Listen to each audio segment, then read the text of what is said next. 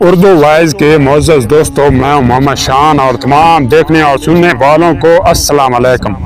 ایک بزم کے اندر حضرت علی علیہ السلام سے سوال ہوا، کون سے جانور بچے دیتے ہیں اور کون سے جانور انڈے دیتے ہیں؟ امام علی علیہ السلام نے جواب دیا کہ جن کے کان اندر ہیں وہ انڈے دیتے ہیں اور جن کے کان باہر ہیں وہ بچے دیتے ہیں۔ وہ آدمی جواب سن کر بیٹھا تو ایک دوسرا آدمی کھڑا ہو گیا اور یہی سوال دہرایا، کون سے جانور بچے دیتے ہیں اور کون سے جانور انڈے دیتے ہیں؟ اب سائل بدلا تو حضرت علی علیہ السلام نے بھی خیرات بدلی، کیونکہ حضرت علی علیہ السلام کبھی بھی سائل کو پرانی خیرات نہیں دیتے، اس لیے حضرت علی علیہ السلام کا جواب بھی بدلا۔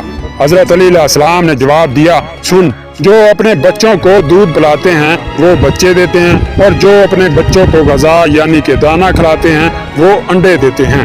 دوسرا آدمی جواب سن کر بیٹھا تو ایک تیسرا آدمی کھڑا ہو گیا اور یہی سوال دہرایا، کون سے جانور بچے دیتے ہیں اور کون سے جانور انڈے دیتے ہیں؟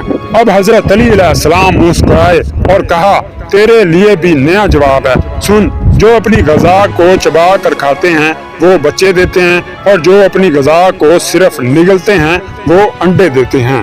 سارے کے سارے مجمع پر حیرانی چھا گئی اور ہر کوئی خاموش ہو گیا۔ حضرت علی علیہ السلام نے فرمایا، خاموش کیوں ہو گئے؟